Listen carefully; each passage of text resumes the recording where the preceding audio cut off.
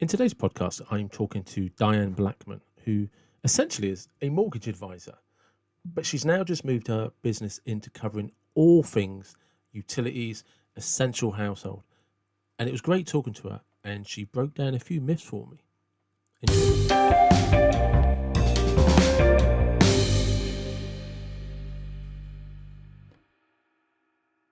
Hello, welcome to the David Watson podcast. Thank you, David.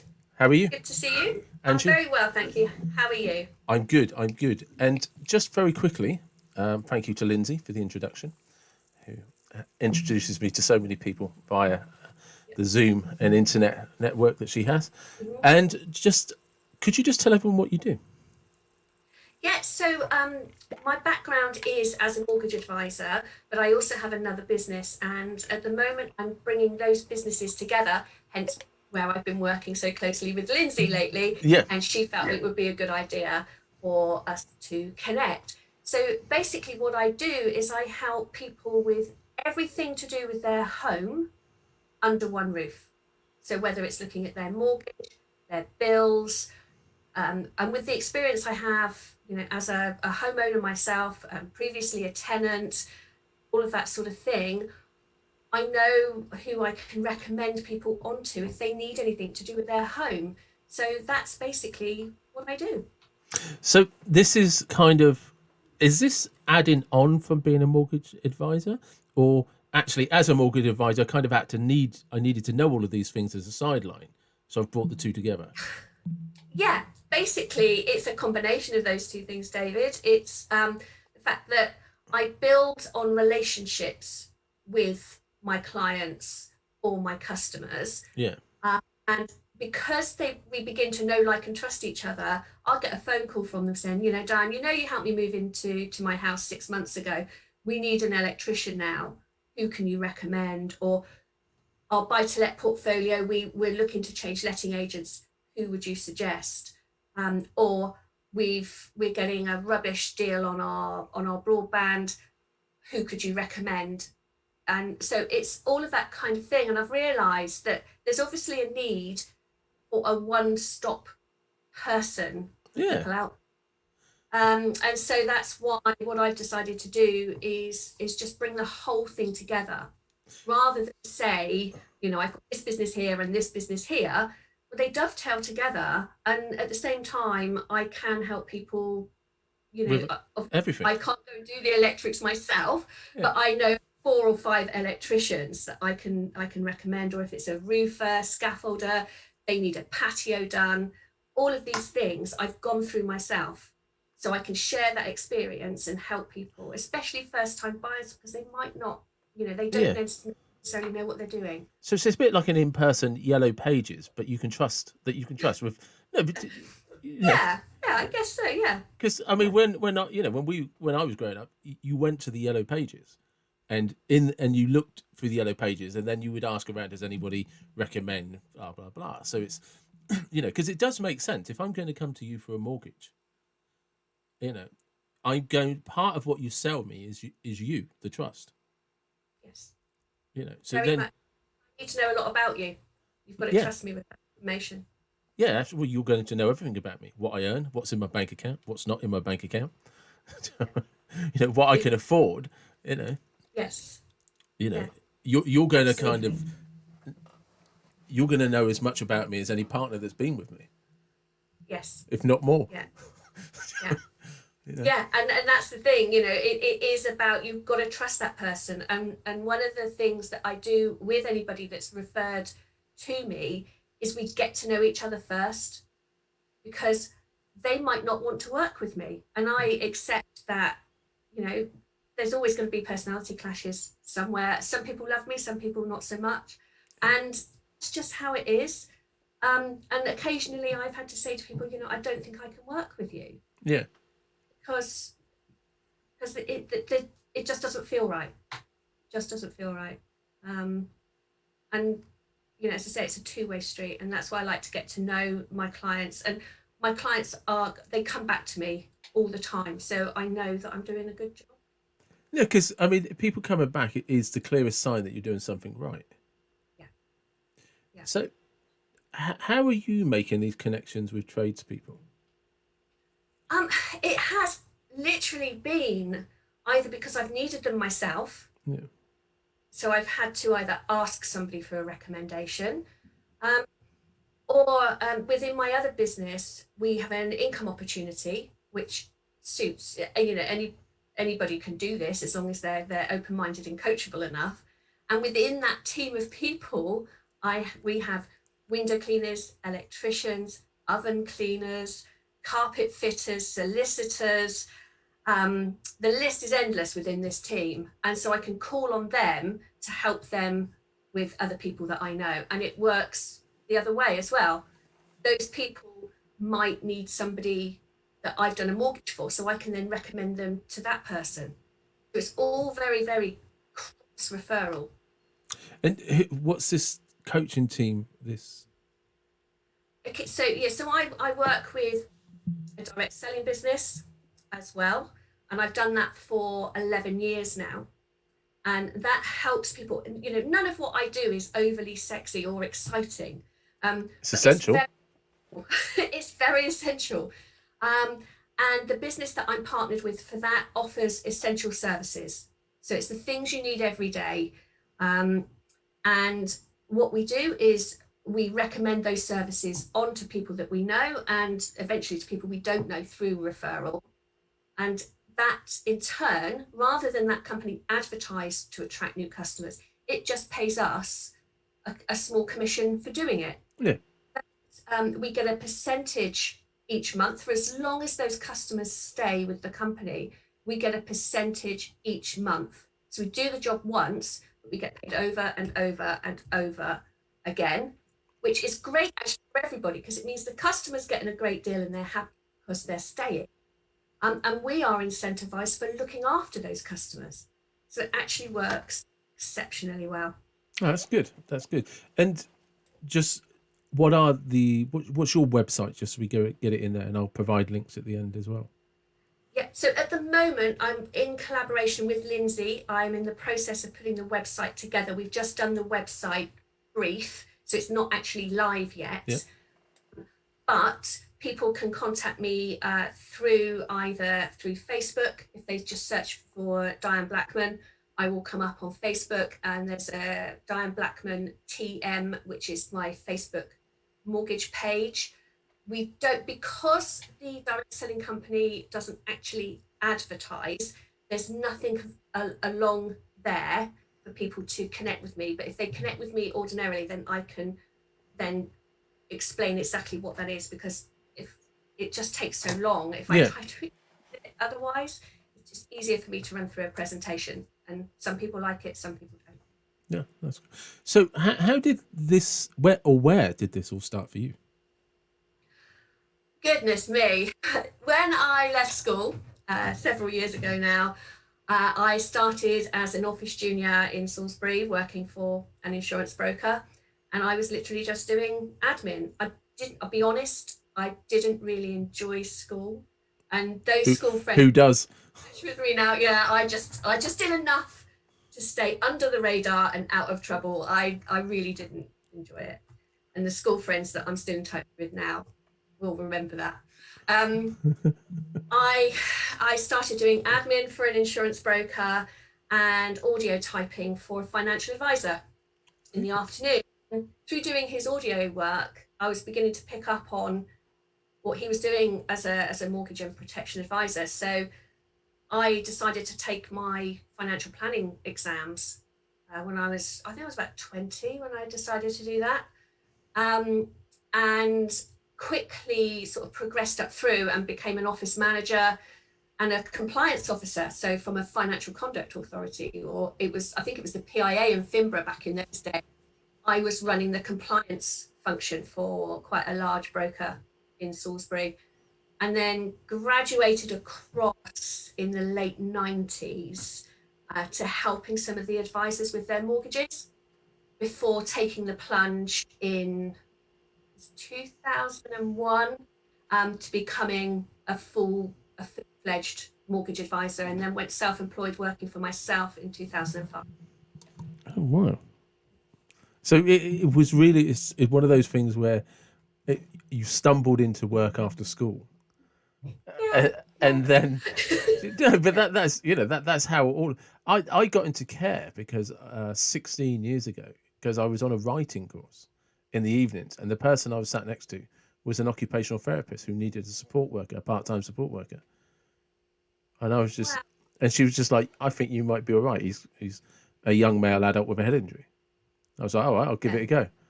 And 16 yeah, years later, you know, yeah, it's, yeah, you know, I'm kind of very specialised, and do a lot with head injuries and a lot with coaching.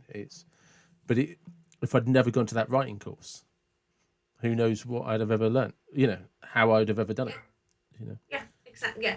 I mean, I honestly didn't know what I wanted to do when I left school. So I went along to what was the youth training scheme back then. And they said, YTS.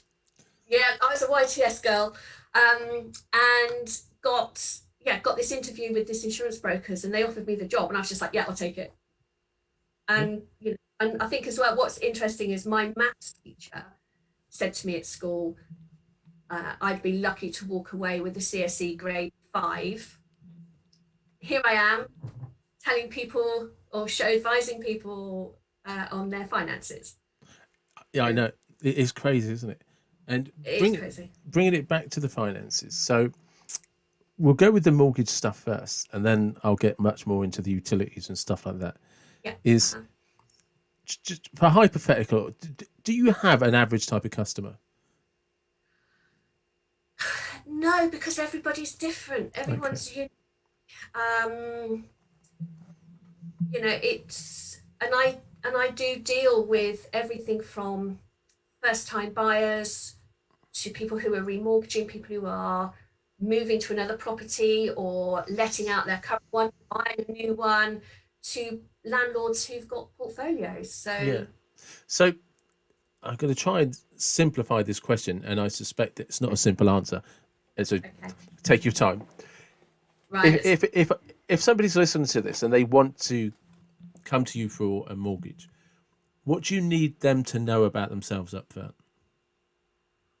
They just, well, I just need to be able to get some actual facts about them.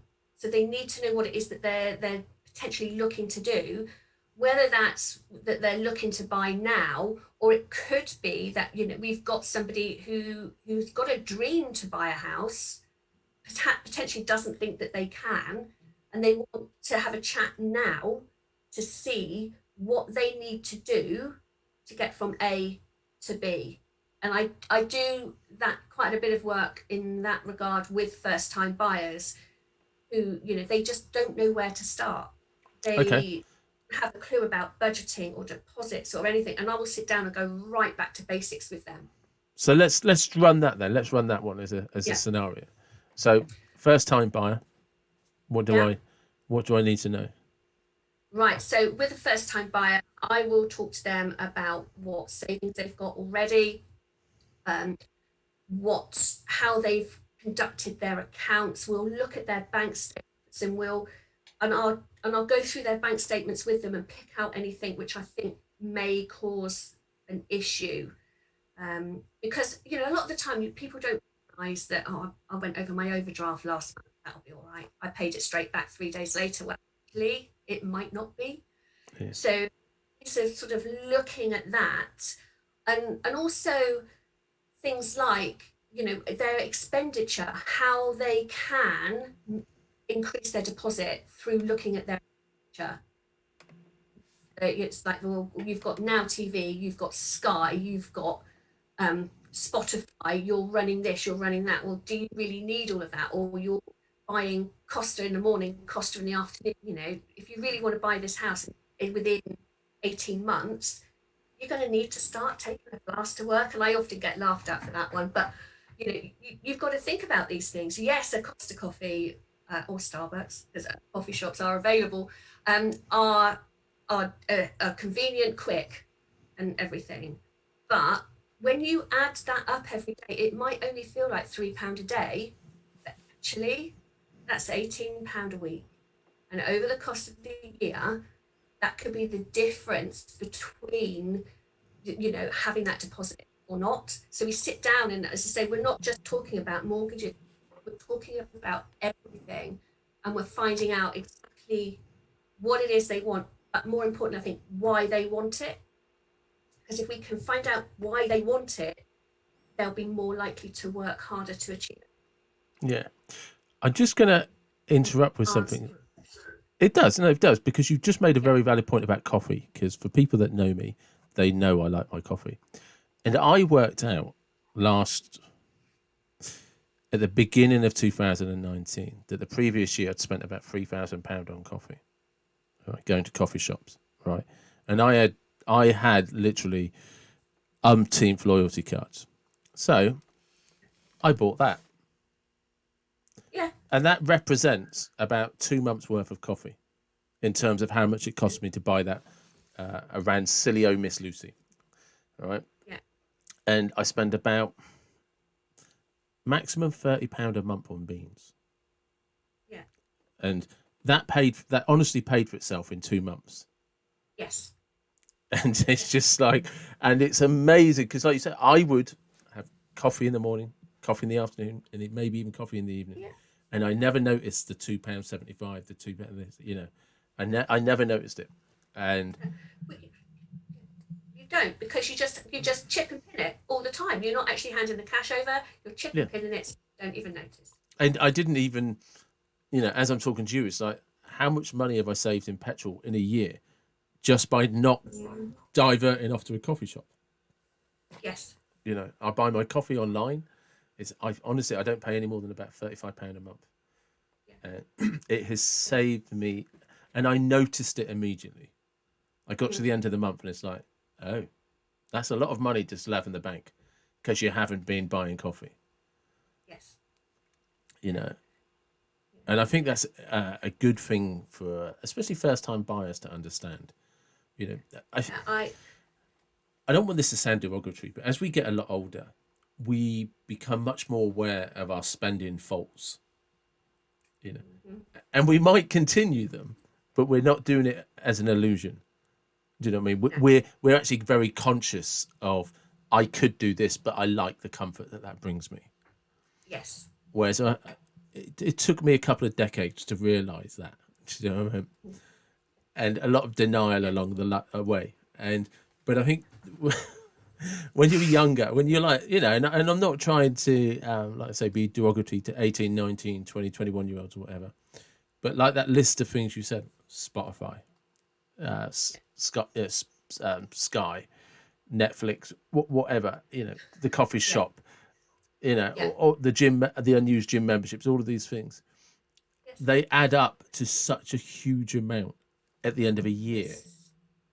And if you can, if you can live without them, or question what is the real value for money you're getting from them, you could be a lot closer to buying that house. Yeah. And that's it. I try and encourage them to track their spending. And I know that that's quite sad, but once you get into the habit of tracking things and saying to them, it might only be 70p for that chocolate bar, but if you've got to write down chocolate bar 70p, that might just be too much hassle to keep writing it down, so you don't buy it, and then 5 minutes later you've forgotten you want it anyway.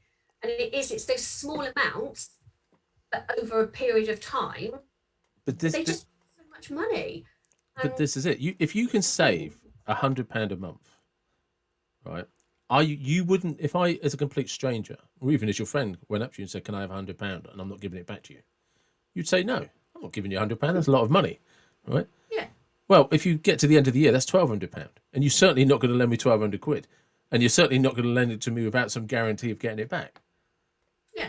But it's very difficult for people to understand the daily little habits that chip away at your end of month cash flow is also what chips away a large amount at the end of a year.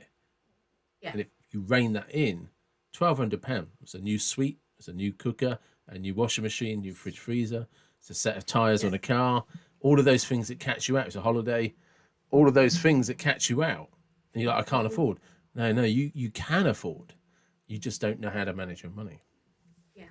Yeah. And so that's what we, one of the things that I spend time with people for. And it might mean that I spend an hour or two with them, but we don't do it for 3 years. But that's okay. At least they kind of know what they need to be doing. And in the meantime, they've probably recommended me on to half a dozen more people. Yeah, So, and for me, it's about getting that message out there that you need to do a little bit of groundwork before you jump in, because then you haven't got any nasty surprises if it doesn't happen. Or you go and find a house that you really like, and then you speak to somebody and then find that that missed payment on a credit card 18 months ago has absolutely scuppered that. Whereas at least if you knew about it, you could remedy that and either wait another 6 months so more lenders will accept you, or at least you're just prepared for that information, that happening. yeah. Just to, because it's a long time since I've had a mortgage. What is the rules now in regards to how much can you borrow against your salary? That does depend actually on the lender. It depends on the salary, and it Okay. also depends on the deposit. So okay, let's start So with deposit myths. Is it bigger the deposit the better? yes, yeah, the bigger the deposit, the less of the risk you represent to the lender. So that will be reflected in the rates that they charge you typically, um, and how they just overall assess the risk.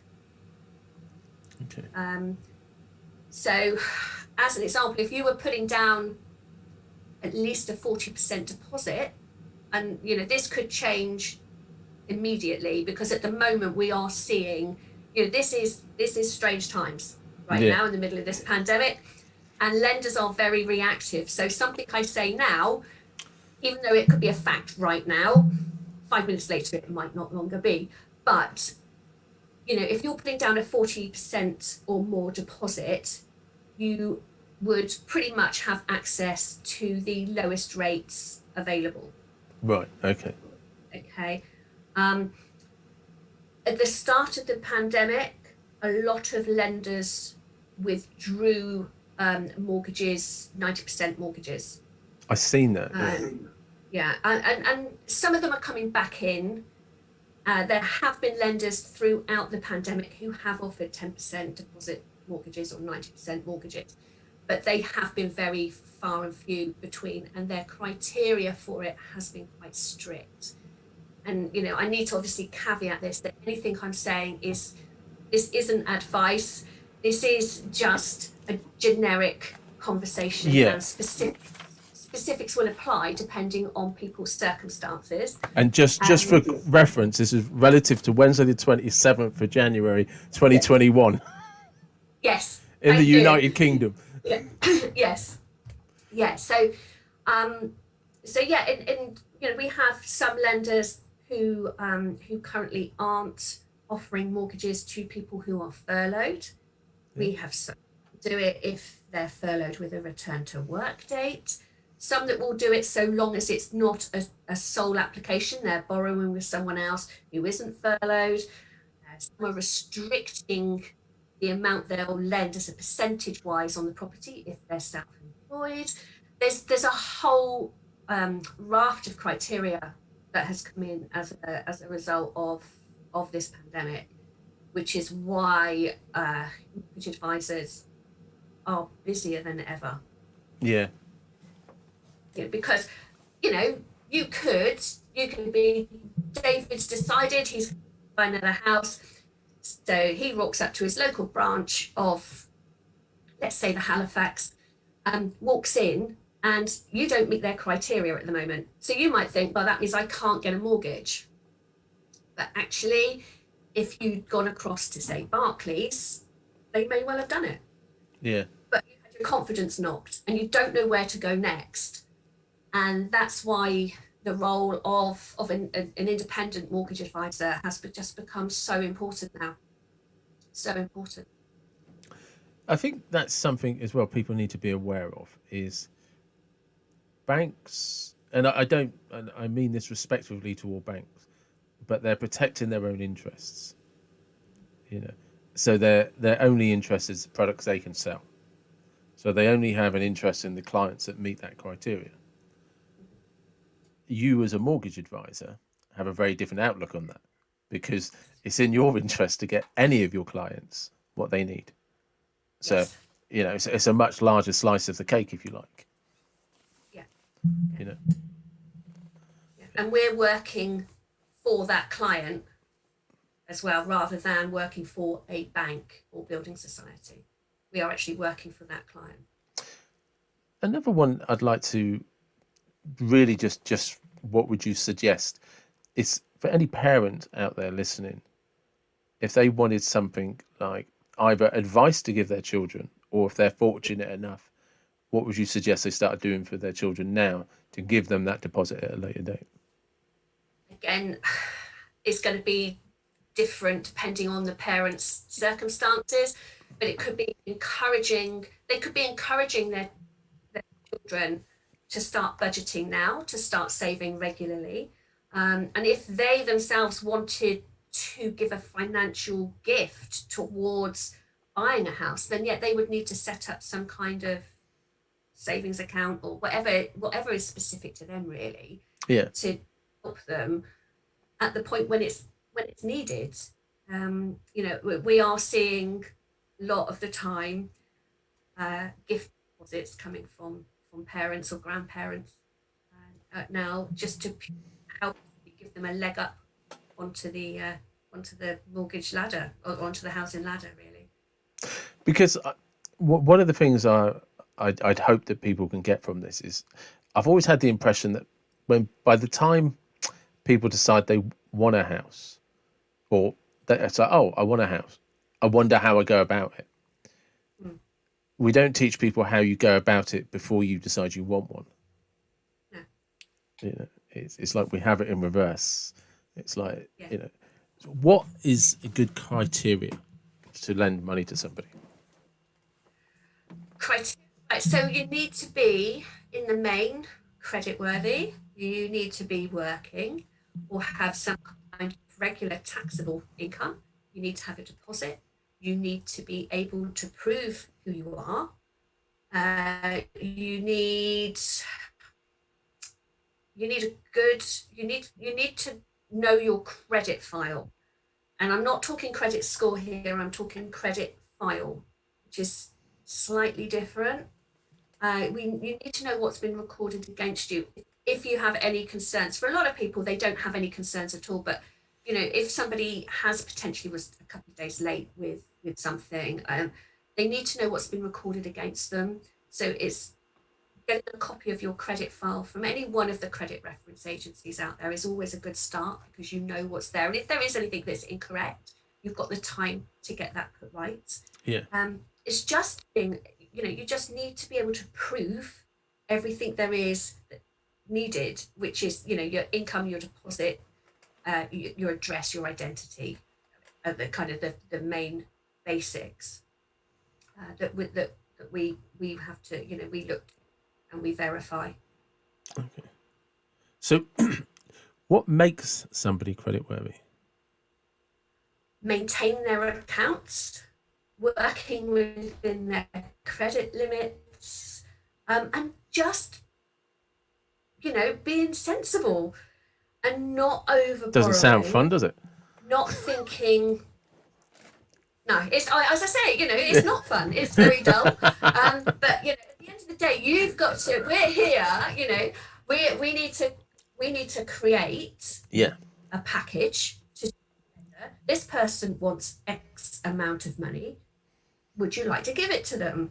And if they can see from their bank statements that they are, they're constantly going outside of an authorized overdraft, or they are maxed, they've got a £8,000 limit on their credit card and they're currently at 7,950, and they always are because they're only making the minimum payment.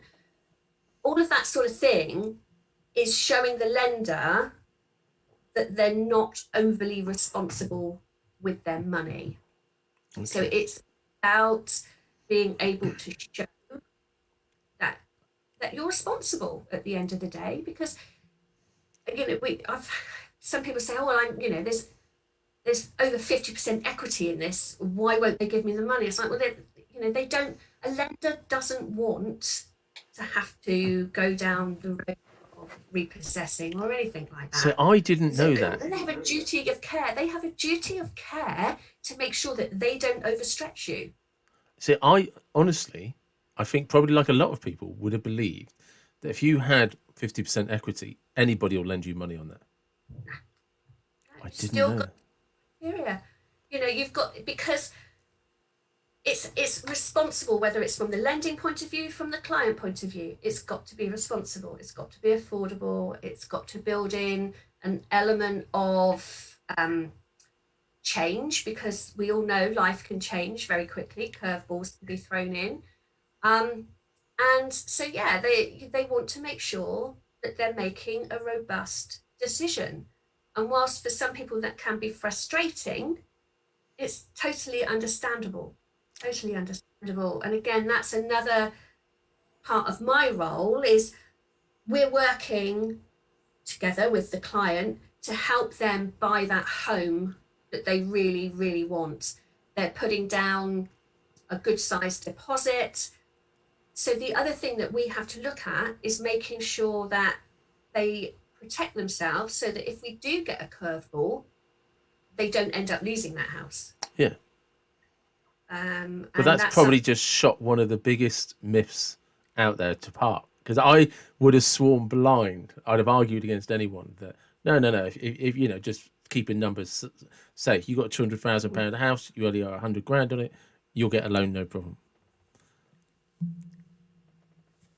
You've still got Yeah. to meet the criteria.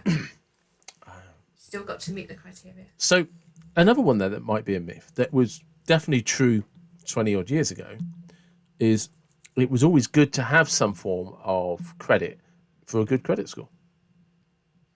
Yeah, because you are demonstrating that you can handle credit. So yes, however, you've got to demonstrate you are managing that credit correctly. So if say, as I say, if you've got a credit card with a balance a limit of £6,000 on it, but you're using a very small percentage of that, that's great. Yeah. Because the lender can see that you're sensible, you aren't overstretching yourself, you're making those payments in full each month, every single time, or you're making at least the minimum and a little bit. That's showing that you're managing your credit and you've got the flexibility and the surplus to handle that. Whereas, as I say, if you're up to that £6,000 limit and you're making the minimum repayment each month and you've hardly got any savings, and maybe you're a day late each month with that minimum payment, that's no good. But you could still have the same amount of debt outstanding as somebody who is managing it properly. Yeah. So does that apply to things like mobile phone contracts? Because I've always maintained, partly out of necessity, I pay as you go on mobile phones doesn't suit the work I do. I can't afford to have credit running out. So it's always been beneficial to me to have a contract. But in the back of my mind, once upon a time, that was also part of a good credit score. So it depends on the mobile phone provider for that. Oh, wow. Yeah, because not all of them credit search or record the monthly payments with a credit reference agency. It does depend actually on the mobile phone provider. Okay. What I can, and some mobile phone providers, they split the contract. So you could have your handset on one contract and your airtime on another. And it's the monthly payments on the handset that attract a regulated consumer credit agreement, whereas the airtime bit doesn't. But again, it's mobile phone provider specific, and not something that a lot of people know. Is the only reason I ever found this out fully was I was doing a mortgage for somebody, and it came back as the lender came back and said there's undisclosed credit. And I was like, where? You know, and the client swore blind. They told me everything. And it turned out that they had their handset, because I said, look, what is it? And they said it's £30 a month. And it turned out it was part of their mobile phone agreement that was down as a credit agreement. It was listed as a credit agreement. Oh wow! Because the only reason I know a little bit about credit scores and stuff like that from the point of view is money isn't always the key factor. Is because I used to work in the car trade, and Right. I've witnessed multi-millionaires get refused car credit because they didn't have credit anymore, so they couldn't do a credit score. And I seen a guy, genuinely seen a guy, he got refused credit on an £80,000 car because he had no credit score because he didn't need to. And he went, all right, so we just paid for it there and then. Just literally did phoned the bank and transferred the money. But he because they refused him credit because he'd never borrowed, he hadn't needed to borrow anything, or if he wanted something, he just paid for it in cash. But I think it's something to do with account. I don't quote me. He was just like, okay, I'll go and finance this car rather than just buy it, and he was refused finance because they had no credit check on him, no credit score anywhere. But he had enough money, like seriously enough money, that transferring £80,000 did not even dent him for a second. Yeah. Yeah. But this guy couldn't get credit anywhere. Yeah. I think, going back years, it was slightly different because it was about sort of 20 years ago. Yeah. Yeah. We didn't have the technology then that we've got now, where within seconds they've searched everything on that client, so they can, and the computer systems are, it would blow my mind to even think about it too much, but they're so sensitive and they pick up everything so that they can profile that person and know whether or not to make a lending decision. Then we have the opportunity to go in and appeal it if it gets declined. But back then we didn't have any of that, did we? Whereas now we do.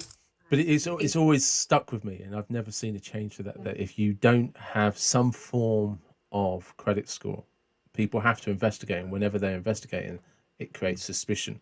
Even when you're the safest lender out there, But so, what would if somebody wants to develop a good credit score? Is there anything you would recommend they do? Just maintain what you've got within the parameters of that account. So it's just always good financial planning then? Yeah, just good financial planning. And be sensible with it. Don't be blasé about it. You've got to, you've got to be an adult. You've got to step up. You've got to be a grown up and manage your accounts correctly. And if you don't know how to do it, which, to be fair, not a lot of people, not everybody does, speak to somebody that can help you, that's prepared to help you and put you on the right path. Yeah, I think you're right. A lot of people, one, don't know how to manage their money, and two, get obsessed with things they think are essential. Yes. And it's always things that you're signing up and subscriptions. It's just like, I've got to. No, you just don't. Yeah. And again, a lot of that's down to very clever marketing. It is. Make you, that you really do need it, when in reality you probably don't. But the marketing is so clever. It is. And so moving on now to you're starting this new business to coincide with the financial advice. Yeah. Do you have a name for who you are yet? Yes. Yeah. Well, I'm going to just be Diane Blackman. Yeah. Everything under one roof. So that's going to be it. So the businesses that I'm bringing in, say the mortgage business I've done for over 20 years really now. And the other one I've been, it will be 12 years this July. So they're both established businesses, but I've always run them separately up until now. Now it's going to be all together. And as I say, with the extra value of being able to recommend house related services, as with no charge or anything, just You know, you need to know an electrician, I can recommend one. You need a bathroom fitter, I can recommend one. So that's kind of the added value bit. But I can help people save. Basically, it's about saving time, money, and stress Mm. by bringing it all together. And that's really it. You know, and it works very well for my mortgage clients because they're all excited about moving into their new house. The last thing they want to be thinking about is setting up their bills. Yeah. It's dull. Yeah. That is dull. Whereas if they can say to me, right, Diane, we've exchanged, we're moving in on such and such a date, will you help me set that up? And I can set it up for them and show them a lovely little way of how their everyday shopping can discount those bills even further. Or as I say, and if they like it, which quite a few people do, how they can actually earn a second income by recommending that on to their friends and family. And I coach and help them with that so they're not on their own. So how does that work then? Um, what the coaching side Well, this is or the what is this like household utilities? Is this like household utilities? It's essential bills. yeah. So it's your energy, your phone, your broadband, um, all brought together under one roof with a shopping card which gets you cash back absolutely everywhere, Okay. absolutely everywhere, and that comes off of your bill. And also, if people refer me on to their friends and family, so they can either have a referral credit on their bill, or if they're recommending me onto a lot of people, they actually like the idea of earning a second income without it affecting what they're already doing. I talk to them about how they can work with me as part of the team. Yeah. I help them get started. So I coach them, I show them what to do, hold their hand, and let them, they then start to build their own business and then they can start coaching and developing their own team of people. But to be honest, we still work as a team. Even people who joined the business with me 11 years ago, we still work closely together. We still, um, get together for coffees and meetings and sharing ideas and helping each other build our business because we're building a business within other people's business, if you Yeah. like. Yeah. Um, and by helping these people become successful, I continue to grow as well. And that's one of my passions is actually working really closely with the team and helping them. Again, going back to what I said about mortgage clients, finding out why it is that they want to buy the house, not the what, but the why. Yeah. By finding out why these people would like to build an additional income or sack their boss or whatever it is, I then help them make that dream become a reality. And that's one of the things that I love doing it. Well, actually, then I'm just going to bring that back to the mortgage side, Mm-hmm. and I get a just give a little context to here because although I worked in the car trade, I worked on the customer service side, and it's amazing how many customers won't listen to good advice, right? Yeah. Right, and one of them is quite simply, why do you want the car versus what do you want? Because some people are passionate about cars, well then don't buy something that doesn't make you passionate. Somebody doesn't care about a car, so right, buy the car for the purpose you need it. And the best example I can give you this are single people who wanted a convertible or a two-seater. Yeah, but Mm. I won't be able to give anyone a lift. When was the last time you gave anyone a lift anywhere? Yeah. And they literally, you pin them down. They might not have given anybody a lift for a year, but they'll convince themselves they can't have a convertible, a two-seater sports car because it's not practical. But it's the most practical car you'll ever need. And if you ever really get caught out one day, for £100 you can get a hire car for a weekend. Yeah. You know. So what along those lines, what do you find with people when I want to buy a house? Again, they a lot of people feel that renting is dead money, so they think I want to buy a house. Well, renting isn't necessarily dead money. Go on. It's you've got to find you need to you need to live somewhere. But if you sometimes I think you could buy the wrong house. Whereas if you'd have gone and rented for say 6 months and worked out exactly what you needed, what you wanted, and then bought, you haven't made a costly mistake. Because if you buy the wrong house and you end up not being happy, so you sell it, you could have, well, you're going to have legal fees, estate agents fees, stamp duty. You could have early redemption penalties on your mortgage, depending on the term of or the the product that you've taken. And yes, you might be able to port the mortgage to a new property, but that goes into a whole realm of other things. Yeah. But you could have all those other expenses because you bought the wrong house. Whereas if you'd have just taken a step back and thought about it and potentially gone into rented for 6 to 12 months, that's not dead money. Renting comes with a lot of flexibility. Do you? Once you 6 months, if you're not happy, potentially depending on the terms of your letting agreement, obviously, Yeah. with a month's notice, you can move somewhere else. You don't have those restraints. So, I wouldn't necessarily say that renting is dead money. I sold my house. I've been a homeowner since 1992. I sold my house in 2013 because I just didn't want to live there anymore. It was a lovely house. I'd done a lot to it.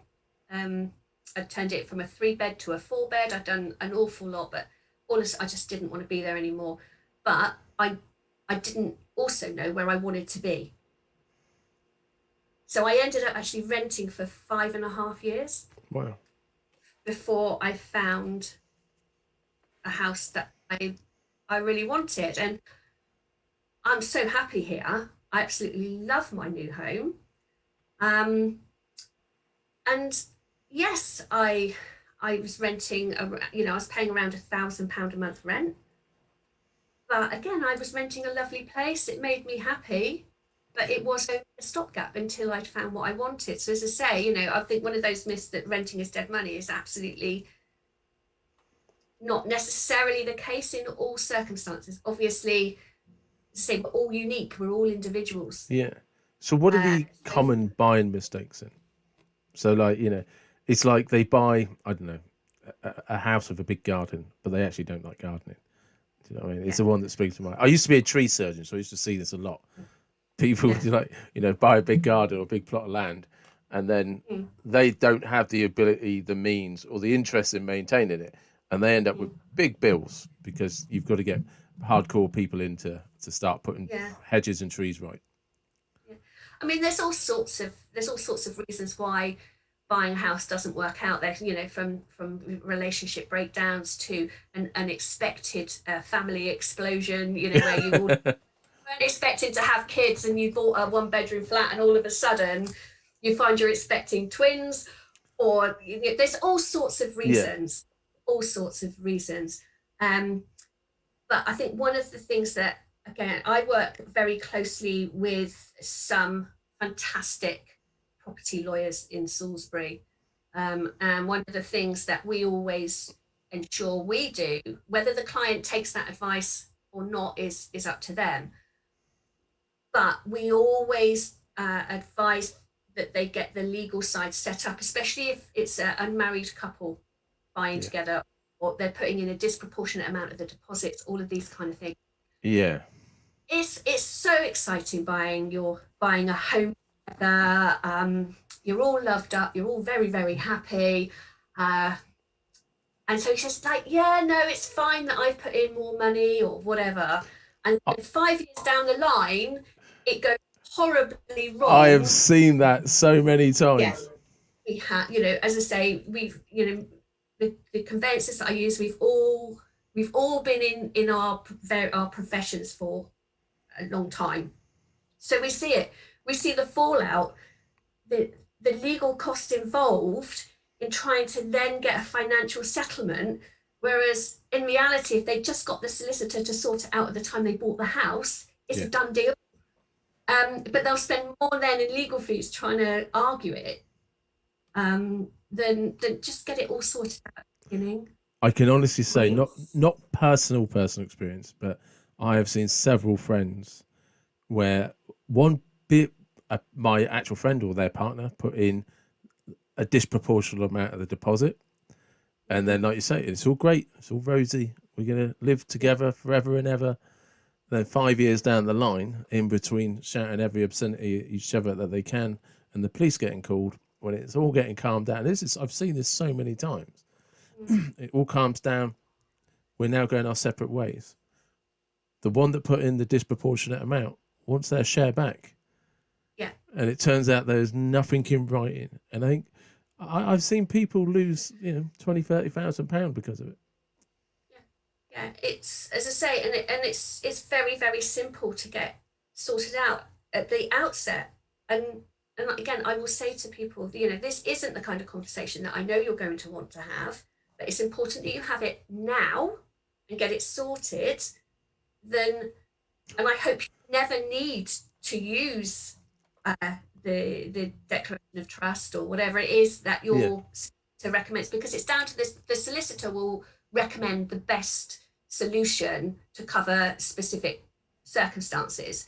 So it's, whatever the solicitor recommends to protect your individual assets as you bring this together, it's easier to sort it out at the beginning than it is, as I say, 2, 5, 10, 20 yeah, years down the line. And as I say, it's not a nice conversation to have. It's a bit like when we're talking about protecting the family in the event of one of the what we yes, call it, a life event happening. Because it's not a nice conversation to have, but sadly it does happen. And yeah, it's true. Yeah, I to put it mean, in place, it that's an even worse conversation to have. So, whilst it's not, as I say, it's not the best conversation to have. It's an important conversation to have, and it is all part of being an adult and a grown up, and it's what comes with house ownership. So, it's true, because if something happens to you, then the other person is the one that's left to deal with it. And yeah, yeah, if you have kids, and if if you have children and stuff like that, if you haven't yeah, prepared yourself and you've not put in things, they're homeless. yeah. That is the bottom line. Yeah, Yeah, yeah. But it is, it's not that is the nice. bottom line. But hey, No, guess what? On top of the bill for burying the poor person, you're going to be kicked out of your house as well, because none of you yeah, put anything in place. yeah, because it's important that the financial aspect is ring fenced away. So if something was to happen, you can focus on the emotional side of things and looking after yourself or your children or whatever it is, as opposed to, oh my god, I've now got to fund the mortgage as well. Lenders are quite, they will be quite okay with it for a while, but at the end of the day, you, you owe them money. Yeah, I And mean, yeah, like you say, they'll give you a grieving period. Like, hey, yes, they do. this must be really difficult for you. And I'd imagine some of Yeah. those grieving periods can be quite generous. But there's a point at which, because you don't even have to have kids, you can just be two people genuinely romanced up, bought a house, bought a flat together. 10 years down the line, something unfortunate happens, Yeah. and you're on a single salary having to pay a two-salary mortgage. Yes. Yeah. That's the bottom line. And it's also things like ill health, and because people don't Yeah. realize the impact of ill health. Like, oh, it's okay, you know, my parents will help me if I go off sick, or oh, we get state benefits. State benefits aren't that fantastic.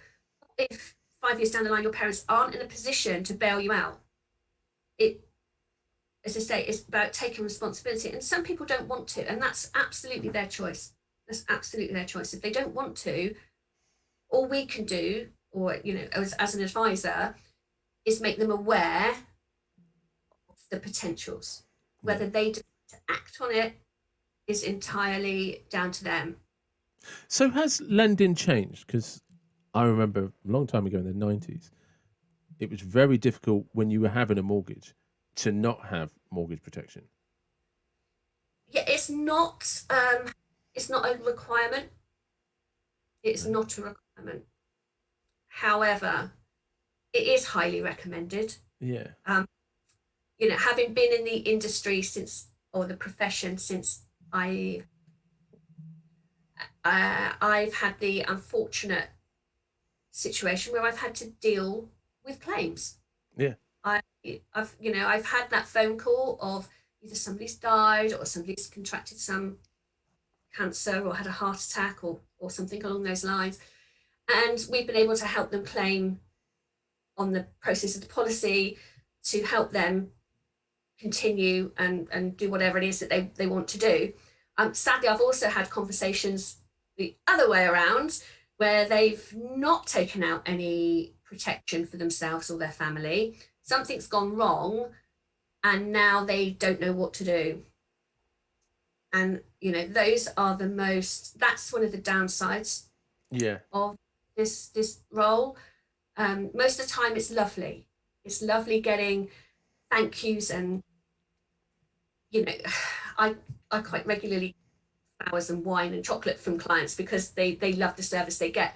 And so that is just fantastic. I love that bit. I love helping people get their keys. The satisfaction of knowing that I've helped somebody get their keys is great. But as I say, getting a call where it's, this has happened and we've had a 6-month bereavement holiday with the lender, but now they are saying that I need to start paying the mortgage. And when I've had the interview with the mortgage advisor, I'm not earning enough to take that mortgage on my own because they're not salary down. So I've now got to set about selling the house. What can I do? And the only option is to sell the house. Yeah, that is if there was no life assurance or anything provision put in place, that would in most circumstances be the only option, and that is so hard, so hard. That's the worst. That is the worst. It's Yeah. kind of understand that because I work with people with head injuries, so you don't ever Yes. meet me unless you've had an accident that you didn't recover from. Yeah. Yeah. Yeah. David, that life does happen, and these life-changing injuries happen on the turn of a sixpence, don't they? On a daily basis. Yeah. I wish, look, I could be, could be reckless. I surf. I do lots of things, but I am very, very well aware of, because of my line of work, how people went to work one day, and 6 months later, I now take care of them. Yeah. Yeah. Yeah. And they're just, look, there isn't an easy way to say this, but if you require 24-hour care, your life has been changed beyond recognition. Yes. And that's, probably the best place to end this is with what you were just saying. If you're going to buy a house for somebody, God willing, be blessed and all of that. But please listen to the financial advice, because as I say, you just need to be an adult about it and grown up about it, and take responsibility. I think that the things you asked me about credit and all of that, it is about taking responsibility. And that's and just before we cut that off, what is the best way to get in touch with you? Is through my email address. Yep. Which would be diane@dianeblackman.co.uk.